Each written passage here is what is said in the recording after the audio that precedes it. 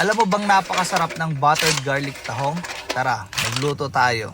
At napakasimple lang na itong luto na to guys. Sundan nyo lang tong video na to at tuturuan ko kayong magluto guys. Oyster sauce, butter na may asin, ginis maraming bawang, paminta at Sprite guys. Luluto tayo ngayon guys ng butter garlic tahong. Ayan guys, para sa mga gustong magluto ng tahong dyan guys, ano pang hinihintay nyo? At syempre babanlawan natin siya ng 3 beses para malinis na malinis. Ano pang hinihintay nyo guys? Napakasimple lang ng luto na to.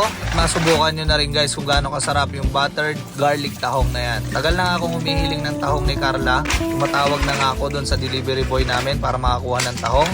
Ayan, medyo malalaki naman yung tahong na nakuha nila guys at binigyan ako ng 2 kilo. Siyempre, shoutout din sa mama kong nagbigay sa akin ng tahong na yan. Unang-una, ilagay ang butter. Tunawin na yan. At siyempre guys, isasabay nyo na rin yung bawang. At i-mix nyo na muna yan. Excited na naman ako at mapaparami na naman tayo ng kanin nito guys. Wala na namang diet to. Sira na naman ang diet natin dito. At sigurado kang mainit pa yung kaldero.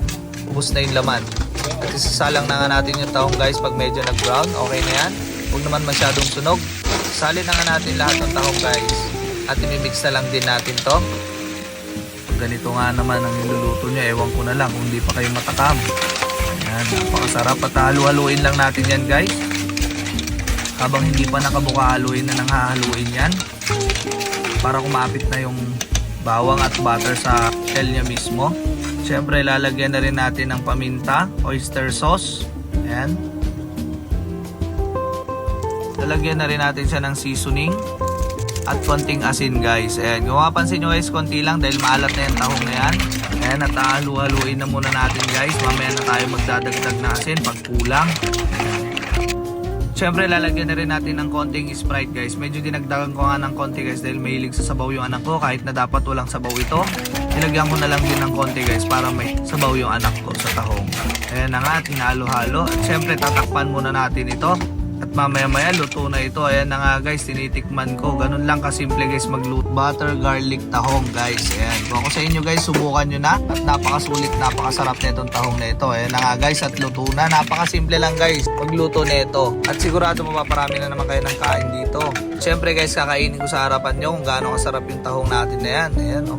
Medyo payat nga ang tahong ngayon guys kasi hindi niya pa panahon ngayon na tagtaba. Pag tagulan guys, sobrang taba ng mga tahong. Ayan na nga guys, napakainit pa.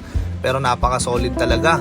So guys, sinusulit-sulit ko. Wala pang kanin yan. Pero nasosobrahan ko na talaga. Napakasarap talagang kumain ng tahong guys. Kaya subukan nyo rin magluto ng buttered garlic tahong. Ayan. At di ko malasahan sa sobrang sarap. At isa pa ulit. Ayan. Kung mapansin nyo nga guys, walang buhok, clear. Sige, kain.